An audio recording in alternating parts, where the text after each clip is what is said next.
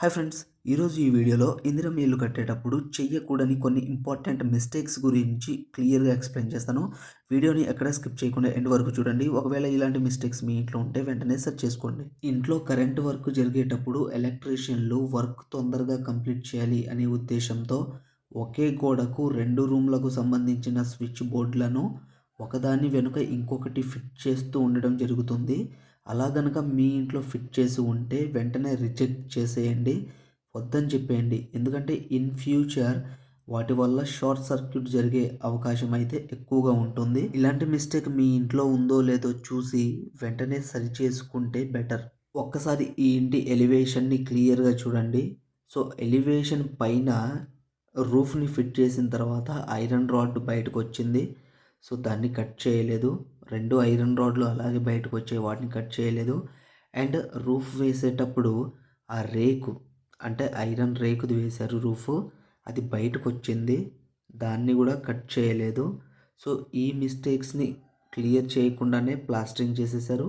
And elevation ముందు ఐరన్ని చూడండి ఎంత లాంగ్ ఉంచారో. వర్షాలు పడ్డా, పెద్దగా గాలి వచ్చినా, కోతులు దూకినా రూఫ్ అనేది బెండ్ అవ్వడం జరుగుతుంది.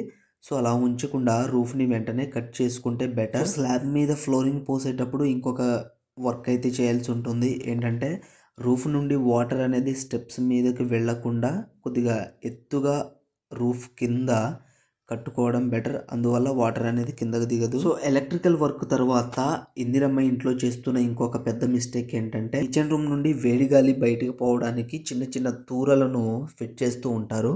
సో వాటిని స్టెయిర్ కేసు అంటే స్టెప్స్ ఉంటాయి కదా, వాటి పైకి వచ్చేటట్లు ప్లాన్ చేస్తున్నారు. సో అలా ఎప్పుడు ప్లాన్ చేయకండి, ఎందుకంటే వాటి వల్ల చిన్న చిన్న ప్రమాదాలు జరిగే అవకాశం ఉంటుంది. సో చిన్న పిల్లలు తిరిగేటప్పుడు చాలా జాగ్రత్తగా ఉండాల్సి ఉంటుంది. కావాలంటే ఆ తూరని స్టెయిర్ కేస్ పైన కాకుండా స్టెయిర్ కేస్ కింద, అంటే మనం కిచెన్ రూమ్కి ఒక కిటికీ ఏర్పాటు చేసుకుంటాం కదా, దాని పైన వచ్చేటట్లు ప్లాన్ చేసుకోండి. సో ఇంకొక మిస్టేక్ ఏంటంటే డూమ్ కట్టడం కోసం స్లాబ్ పోసేటప్పుడు బీమ్ పోస్తారు కదా, సో వాటిల్లోంచి ఐరన్ రాడ్లను ఇలా బయటకు వచ్చేటట్లు పెడతారు. సో అలా పెట్టేటప్పుడు ఐరన్ రాడ్లన్నీ ఒక వరుసలో ఉండేటట్లు పెట్టండి. ఇక్కడ చూడండి, ఐరన్ రాడ్లన్నీ ఒకటి బయటికి ఒకటి లోపలికి మొత్తం అప్ అండ్ డౌన్ ఈ సిరీస్లో అయితే ఉన్నాయి. సో ఐరన్ అనేది మొత్తం ఒకటే లైన్లో ఉంటే డూమ్ అనేది కూడా అంత పర్ఫెక్ట్గా అయితే వస్తుంది. సో మీరు స్లాబ్ పోపించేటప్పుడు బీమ్లోంచి ఐరన్ అనేది ఒకే వరుసలో ఉండేటట్లు ప్లాన్ చేసుకోండి. సో ఈ విధంగా ఈ వీడియోలో కనిపిస్తున్నట్టు ఉంటే డూమ్ అనేది పర్ఫెక్ట్గా రాదు, వంకర వంకరగా వస్తుంది. కొంతమంది ఎలక్ట్రీషియన్లు ఎలక్ట్రికల్ వర్క్ చేసేటప్పుడు చాలా హోల్స్ని అయితే పెట్టేస్తారు. సో చూడండి ఎన్ని హోల్స్ ఉన్నాయో, మ్యాక్సిమం 1-2 అయితే కామన్గా అనుకోవచ్చు. కానీ వీళ్ళు ఎలక్ట్రీషియన్ వర్క్ చేస్తున్నట్టు ఉండదు, ఈ హోల్స్ కోసమే వర్క్ చేస్తున్నట్టు ఉంటుంది. సో చూడ్డానికి కూడా చాలా వికారంగా అయితే కనిపిస్తుంది అన్ని హోల్స్ ఉండడం వల్ల. సో ఈ మిస్టేక్ లేకుండా చూసుకోండి. ఒకవేళ మీ ఇందిరమ్మ ఇంటిలో బాత్రూమ్ అటాచ్డ్ బాత్రూమ్ కాకుండా బయట బాత్రూమ్ ఉంటుంది కదా, సో అది ఎలివేషన్ కింద కడుతూ ఉంటే కనుక బాత్రూమ్ పైన ఇలా స్లాబ్ అనేది సపరేట్గా సెంటరింగ్ పెట్టిపోయాల్సిన అవసరం లేదు.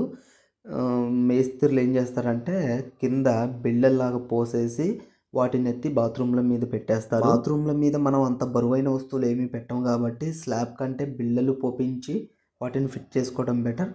అండ్ అదేవిధంగా బాత్రూంలో ఇన్ని పైప్ లైన్స్ ఎందుకు ఇచ్చారో నాకైతే అస్సలు అర్థమైతలేదు. ఈ సైడ్ ఇచ్చారు అండ్ ఆపోజిట్ సైడ్లోనూ చాలా పైపులను ఇచ్చారు. బెడ్రూమ్స్లో ఎయిర్ రావడం కోసం అప్పట్లో కిటికీలు వాడేవారు, కానీ ఇప్పుడు చిన్న హోల్ ఉంచేసి అందులో స్టీల్ ప్లేట్ని బిగించేస్తున్నారు.